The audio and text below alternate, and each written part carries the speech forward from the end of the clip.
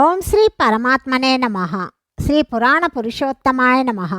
శ్రీ శివమహాపురాణము విద్వేశ్వర సంహిత అధ్యాయము 3-4.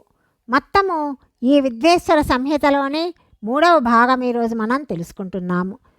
ఈ 3-4 అధ్యాయాలలో సాధ్య సాధనాదుల విచారణ, శ్రవణ, కీర్తన, మననములను 3 సాధనముల శ్రేష్టత్వమును ప్రతిపాదించుట మనం తెలుసుకుంటాము.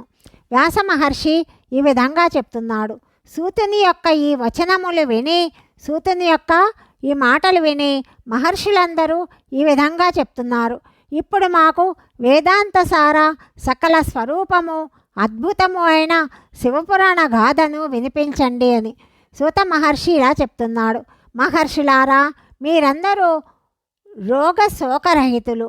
శుభమును చేకూర్చు భగవంతుడైన శంకరుని స్మరించి పురాణములలో శ్రేష్టమైన వేదసార తత్వమును ప్రకటించు శివపురాణ గాథను వినండి. శివపురాణమునందు భక్తి, జ్ఞాన, వైరాగ్యములు ప్రీతిపూర్వకముగా గానము చేయబడ్డాయి. వేదాంత వేద్యమైన సద్వస్తువు విశేషముగా వర్ణించబడినది. ప్రస్తుత కల్పమునందు సృష్టి కార్యము ప్రారంభమైనప్పుడు 6 కులముల యందలి మహర్షులు పరస్పరము వాద వివాదములు జరుపుకొనుచు చెప్పసాగారు. ఫలానా వస్తువు అన్నింటికంటే శ్రేష్టమైనది, ఫలానా వస్తువు కాదు అని వారి వివాదము గొప్ప మహత్తరమైన విస్తృత రూపము ధరించింది. అప్పుడు వారందరూ సందేహ నివారణార్థము సృష్టికర్త అవినాశి అయిన బ్రహ్మ దగ్గరకు వెళ్ళారు. చేతులు జోడించి వినయముతో కూడిన వాక్కులతో ఇలా చెప్తున్నారు. ప్రభు, మీరు సకల జగత్తును ధరించి పోషించెడివారు, సకల కారణములకు కారణమైనవారు, సకల తత్వములకు అతీతమైన పరాత్పర పుణ్యపురుషుడెవరో మేము మీ నుండి తెలుసుకోవాలని కోరుకొనుచున్నాము. అప్పుడు బ్రహ్మ ఇట్లా చెప్తున్నాడు. మహాదేవుడు సర్వజ్ఞుడు, సకల జగత్తుకు ఆయనయే అధిపతి.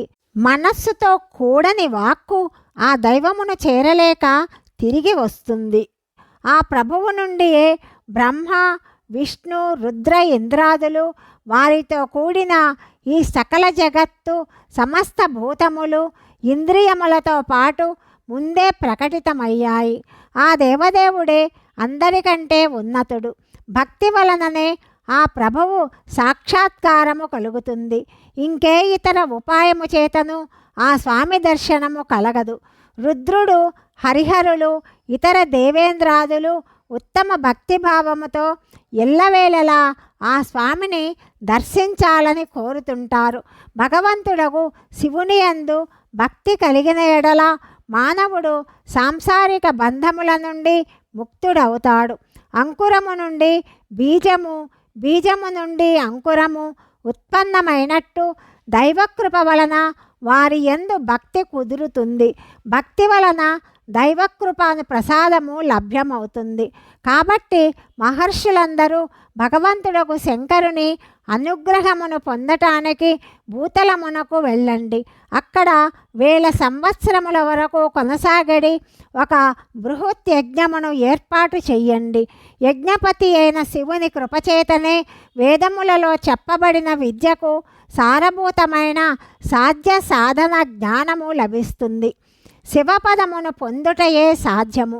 ఆ స్వామిని సేవించుటయే సాధన. ఆ స్వామి అనుగ్రహము వలన నిత్య నైమిత్తికాది ఫలముల నుండి నిస్పృహ చెందువాడే సాధకుడు. వేదోక్త కర్మలను అనుష్ఠించి వాటి మహత్తర ఫలితమును భగవంతుడకు శివుని చరణ కమలములందు సమర్పించుటయే పరమేశ్వర ఫలమును పొందుట. అదియే సాలోక్యము మొదలుగా గల క్రమముతో ప్రాప్తిస్తుంది. ముక్తి ఆయా పురుషుల భక్తికి అనుగుణముగా వారందరికీ ఉన్నతమైన ఫలమును ప్రసాదిస్తుంది. సాక్షాత్తు పరమేశ్వరుడే ప్రతిపాదించిన భక్తి సాధనములు అనేక విధములుగా ఉన్నాయి. వాటి నుండి సారభూతములైన సాధనలను సంక్షిప్తముగా మీకు చెప్తాను. చెవులతో ఆ ప్రభువు నామగుణములను, లీలలను వినుట, వాక్కు చేత వాటిని కీర్తించుట, మనస్సు ద్వారా మననము చేయుటాను ఈ మూడును మహత్తర సాధనములుగా చెప్పబడ్డాయి. మహేశ్వరుని గూర్చి శ్రవణము, కీర్తనము, మననము చెయ్యాలి అని అర్థము. ఇది శృతివాక్యము, సర్వులకును ప్రమాణము.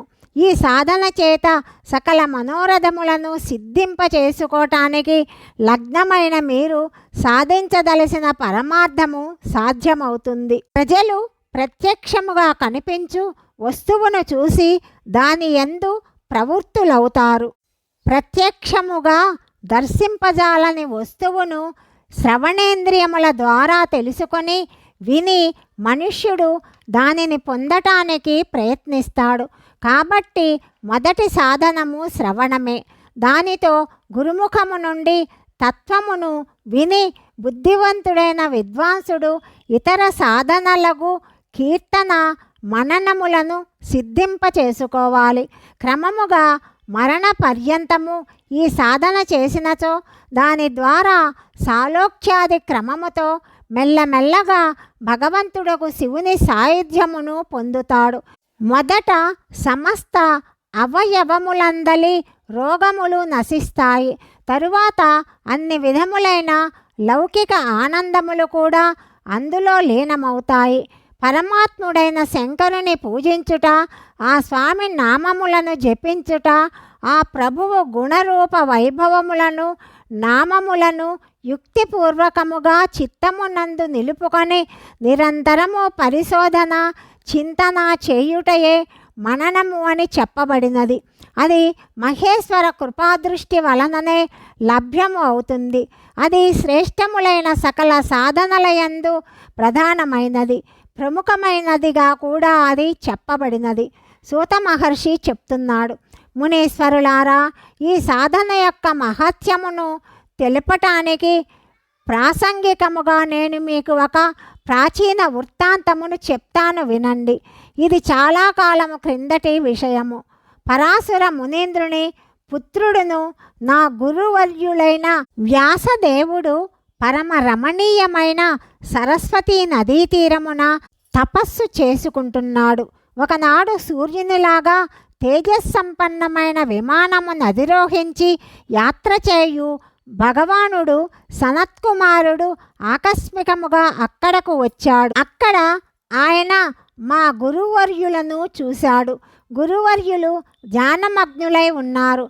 జాగృతులైన తరువాత తన ఎదుట ఉపస్థితుడై ఉన్న బ్రహ్మపుత్రుని సనత్కుమారుని చూశారు. ఆయనను చూసి తొందరగా లేచి ఆయన చరణములకు ప్రణమిల్లారు. ఆ మునీంద్రునకు అర్ఘ్యమిచ్చి దేవతలు కూర్చోడానికి అర్హమైన ఆసనమును ఇచ్చారు. అప్పుడు భగవానుడకు సనత్కుమారుడు వినయముతో నిల్చొని వ్యాసమహర్షితో గంభీర వాక్కులతో ఈ విధంగా పలుకుతున్నాడు. మునీంద్ర, మీరు సత్యమైన వస్తువును గురించి ఆలోచించండి. ఆ సత్య పదార్థము భగవంతుడకు శివుడే. ఆ విషయము మీకు సాక్షాత్కరిస్తుంది. భగవంతుడకు శంకరుని గూర్చి శ్రవణ, కీర్తన, మననములను మూడును మహత్తర సాధనములని చెప్పబడ్డాయి. ఇది వేద సమ్మతము. పూర్వము నేను ఇతరేతర సాధనల భ్రమలో పడి ఉన్నాను. తిరుగుతూ మందర పర్వతమునకు వచ్చి చేరాను. అక్కడ తపస్సు చేసుకున్నాను. దాని తరువాత మహేశ్వరుడైన శివుని ఆదేశముతో భగవానుడకు నందికేశ్వరుడు అక్కడకు వచ్చాడు.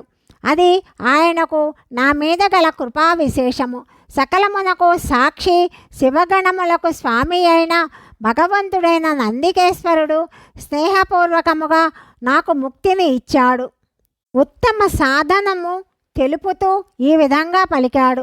భగవంతుడకు శంకరుని గూర్చిన శ్రవణ, కీర్తన, మననములు అను మూడు సాధనలు వేద సమ్మతములు, సాక్షాత్తు ముక్తిని పొందే కారణములు. ఈ విషయము స్వయముగా భగవానుడైన పరమశివుడే నాకు చెప్పాడు. కనుక బ్రాహ్మణోత్తమ, నీవు శ్రవణము మొదలగు ఈ మూడు సాధనలనే అనుష్ఠింపుము అని వ్యాసునితో పదే ఈ విషయమును చెప్పి తన అనుయాయులతో కూడి బ్రహ్మపుత్రుడైన సనత్కుమారుడు పరమ సౌందర్య సుశోభితమైన బ్రహ్మధామమునకు వెళ్ళిపోయాడు. పూర్వము జరిగిన ఈ ఉత్తమ వృత్తాంతమును నేను సంక్షిప్తముగా మీకు చెప్పాను. మహర్షులు చెప్తున్నారు, సూత మహర్షి, శ్రవణాది 3 విషయములను మీరు ముక్తికి ఉపాయములని చెప్పారు. కానీ శ్రవణాది 3 సాధనలు చెయ్యటానికి అసమర్థుడైన మానవుడు ఏ ఉపాయమును అవలంబించి ముక్తిని పొందగలడు?